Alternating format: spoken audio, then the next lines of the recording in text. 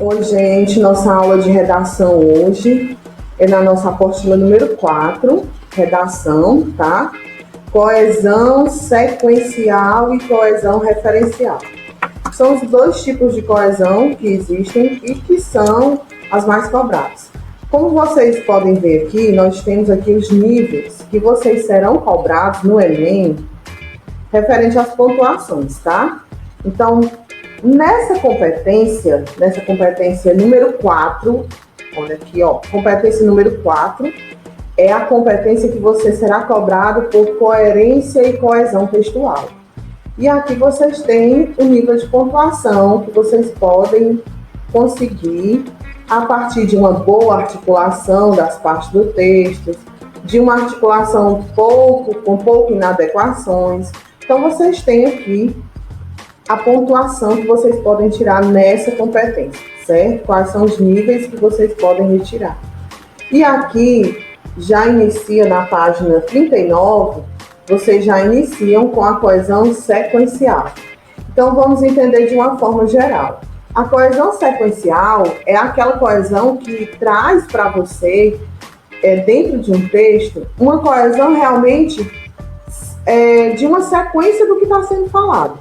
Então, eu vou dar uma sequência do que eu estou falando, uma sequência com uma ideia de causa, ou eu vou dar uma sequência da minha fala através de uma situação de temporalidade ou de finalidade. Então, a coesão sequencial, ela é exatamente essa situação de estabelecer uma relação lógica, né, do texto com as ideias que você está falando.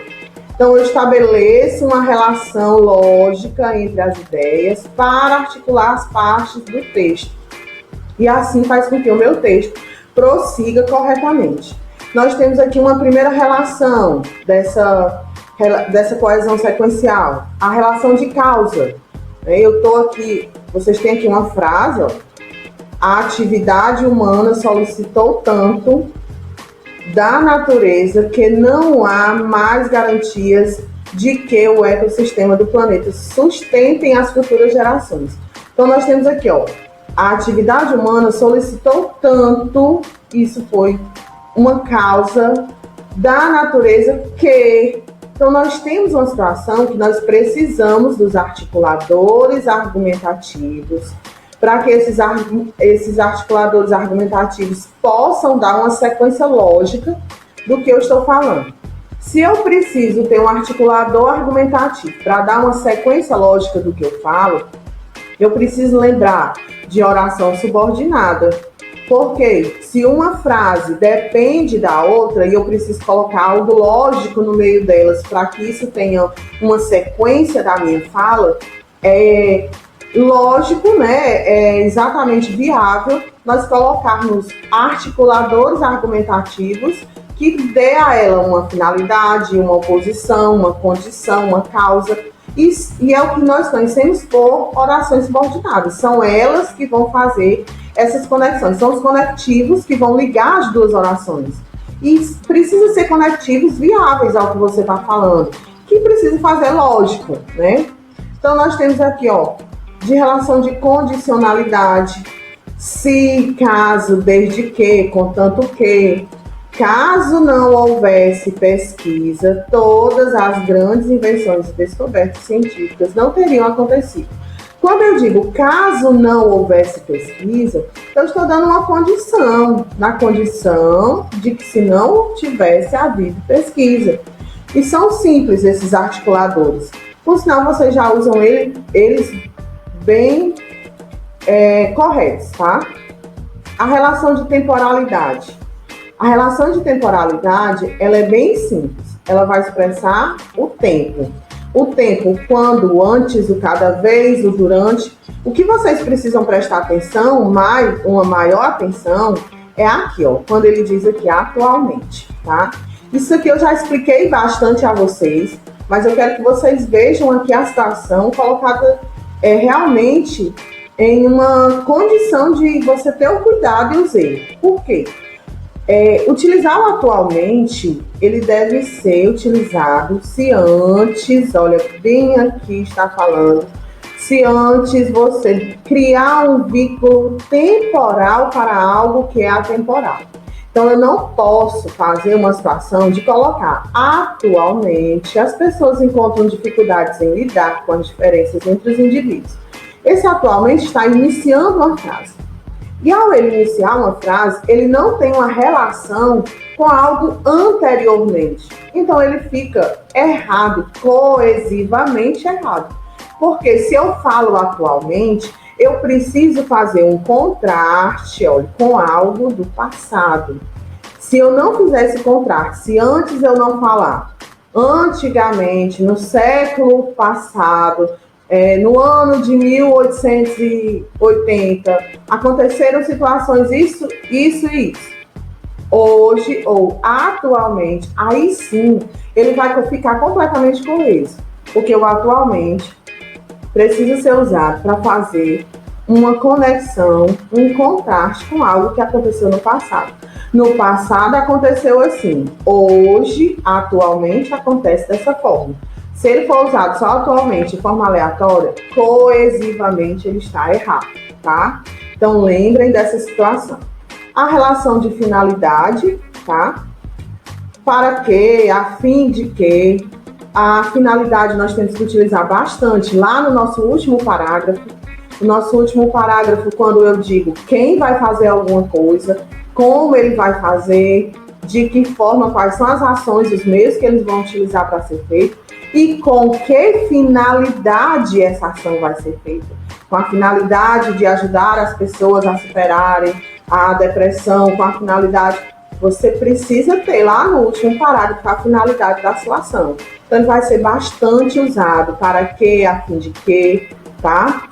A relação de alternância, nós temos o ou, que é o mais utilizado, e nós temos também o ora, certo? Quer também pode ter relação de alternância. E a gente tem uma alternância que ela pode ser exclusiva, alternar para retirar, e nós temos uma alternância que pode ser inclusiva. Como é uma alternância que pode incluir e como é uma alternância que pode excluir, certo? Vamos pensar assim dessa forma. A alternância que ela vai excluir, vamos dizer assim, Vinícius ou Isaac será eleito prefeito da cidade. Eu estou excluindo, por quê? Porque só um deles será o prefeito da cidade. Então, ele tem uma relação de exclusão. Somente um, não são os dois. Agora, com relação de inclusão, eu posso dizer a você dessa forma. Laranja ou banana fazem bem à saúde. Então, quando eu digo laranja ou banana fazem bem, eu estou querendo dizer que as duas fazem. Isso é inclusão. Mas você vai escolher, claro que esse alternativo aí vai dar para você uma escolha. Mas todas duas, no restante da frase, fazem bem à saúde. Uma ou outra faz bem à saúde, mas todas duas fazem, tá? E aí você que vai fazer essa escolha. A relação de oposição, como nós temos aqui, ó, mas, porém, contudo, embora, no entanto.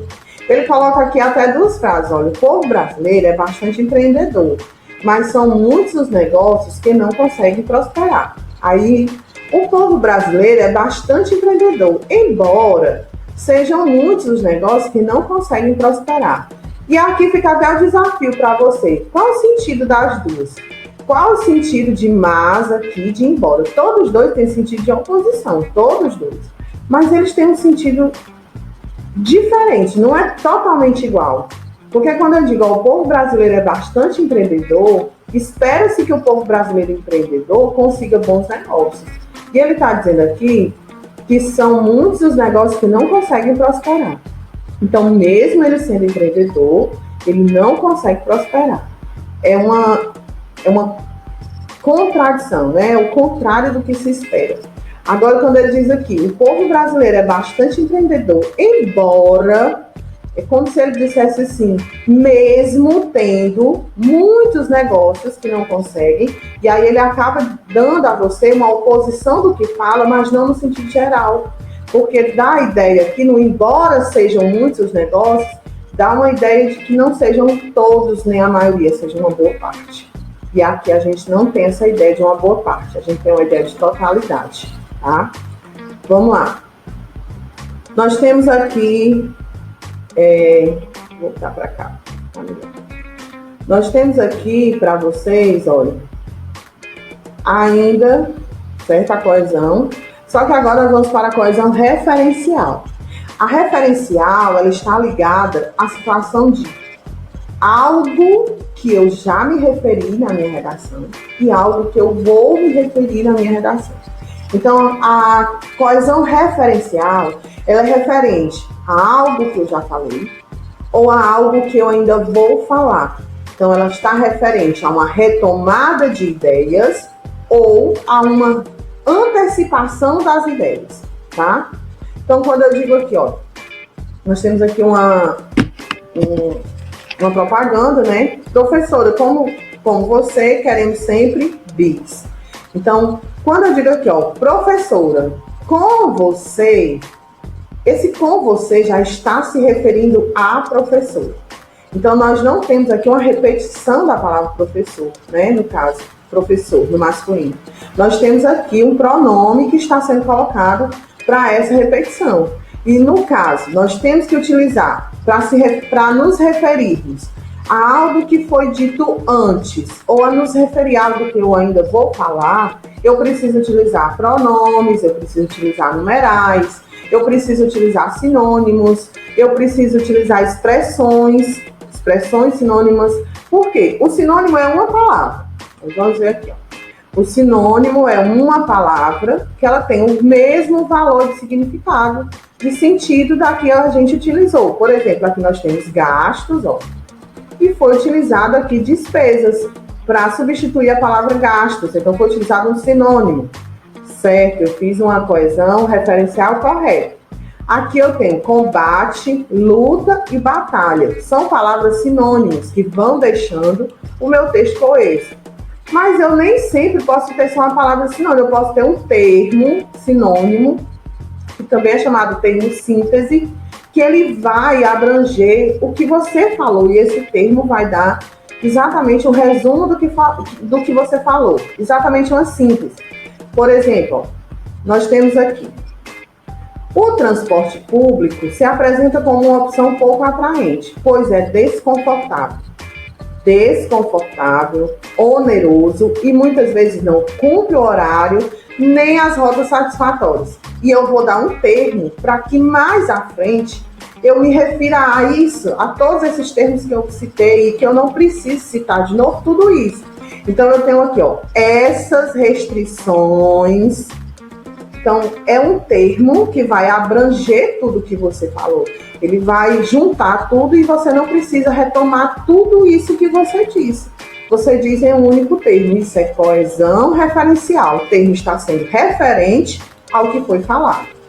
Nós temos também os nossos mais conhecidos, são os pronomes, tá? Eu queria que vocês prestassem atenção antes aqui, ainda na expressão síntese, porque nós não podemos utilizar essa palavrinha aqui, isso é do conhecimento de vocês, meus alunos já sabem que nós não podemos utilizar a palavra coisa, certo? Ela tem um sentido vago e não dá para ser utilizado, mesmo a gente tendo o costume de falar, ela não pode ser utilizada, tá?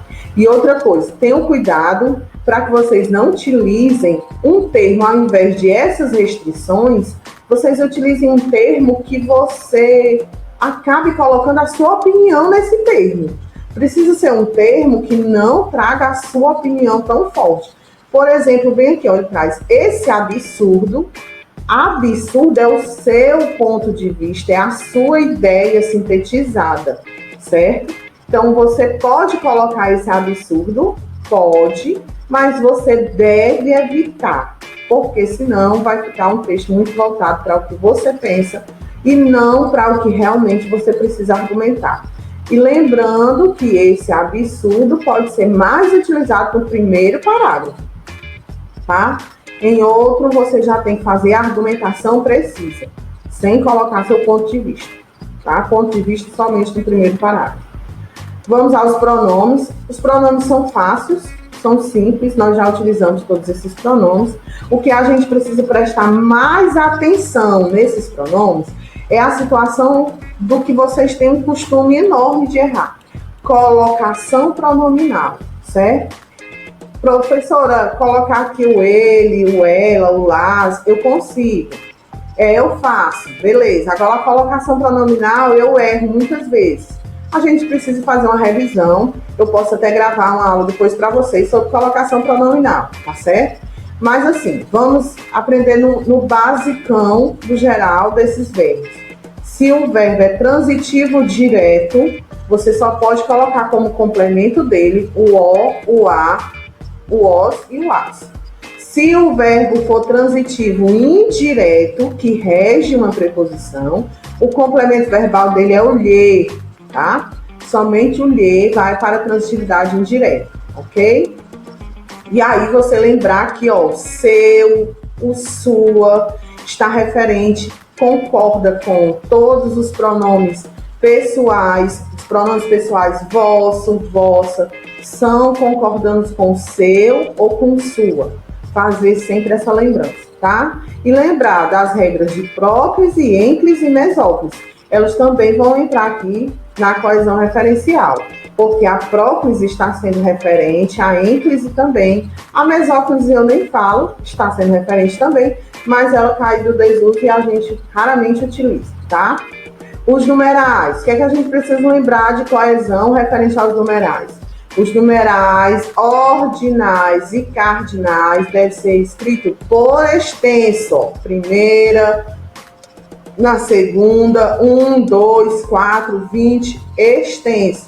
Se você tiver uma situação de porcentagem, o número normal na sua porcentagem, números romanos são números romanos mesmos, colocados lá bonitinhos, sem nenhum tipo de problema, tá? Advérbios pronominais são advérbios que eles trazem uma ideia de tempo, eles trazem uma ideia de causa, eles trazem uma ideia de finalidade, mas eles estão substituindo o nome e eles acabam tendo gramaticalmente a situação de pronomes. Então são advérbios pronominais. A maior parte deles são de tempo. Olha aqui, ó. Lá, aqui, lugar, tá bom? Então ele acaba esse aqui, ó. Enquanto aqui, que significa lugar, né? Ele está substituindo o nome de um lugar e ele acaba sendo também pronominal. Então é um advérbio pronominal. E esse lá aqui, tá? Peço a vocês que não usem. Ele não é da norma culta e o texto é para ser escrito na norma culta. A elipse, que vocês sabem que a elipse é uma omissão de um termo em uma frase, né? A gente retira um termo de uma frase. Eu quero lembrar só a seguinte situação. Qual é a regra que você pode perder ponto? Se você retirar um termo de uma frase, no lugar daquele termo que está elíptico, que está oculto, é obrigatório ter uma vírgula. Não se pode fazer uma elipse sem colocar a vírgula. Então, olha aqui, ó.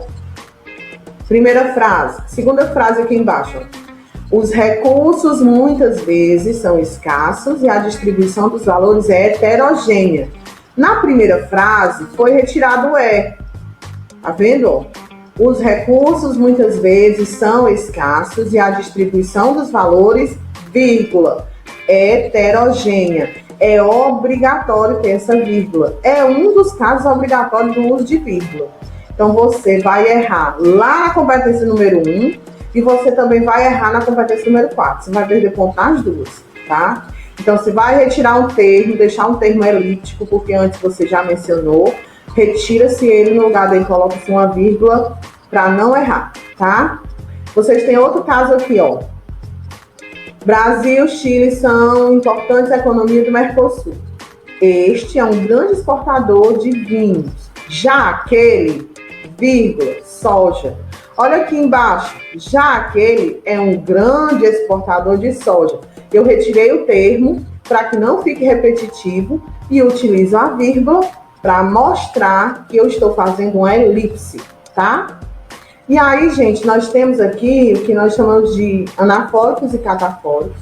Anafóricos e catafóricos é referente à coesão referencial. A coesão referencial traz termos anafóricos e catafóricos. Então, uma coisa anafórica, né, retoma algo que foi falado, certo? E cataforicamente está falando algo que ainda será utilizado. E vocês têm como atividade de sala hoje, que eu espero que vocês façam, tá? Gostaria até que vocês me mandassem. Vocês têm aqui na primeira questão, vocês têm que analisar esse texto e analisar esse texto com o estabelecimento de coesão referencial. Então, vocês vão olhar esse texto, fazer uma leitura e dizer onde estão os erros de coesão referencial. Quero logo dizer de antemão que ele está cheio de erros. Ele não tem só um errinho não, tá? Tem vários. Na questão número 2, ele pede para que você redija um parágrafo de 4 frases, com essa frase aqui, certo? Você vai fazer um único parágrafo a partir desse, mas tem que ter 4 frases, fazendo a coesão correta. A questão número 3, vocês vão produzir um terceiro parágrafo, olha, primeiro, segundo e quarto. Vocês vão fazer a produção do terceiro parágrafo coesivamente com as ideias que estão apresentadas nos outros, tá bom? E a última questão de vocês, deixa eu passar aqui, a questão número 4. Na questão número 4, vocês têm aqui, ó, 4 frases e na B, 3 frases. Vocês vão unir essas frases. Elas vão ter que estar em um único parágrafo, mas elas vão ter que estar unidas coesivamente, seja na coesão referencial ou seja na coesão sequencial, tá bom? Então, mandem para mim, se tiverem dúvida, eu vou corrigindo, vou dando a devolutiva pelo WhatsApp, tá? Então, um beijo, fiquem bem e até a próxima aula.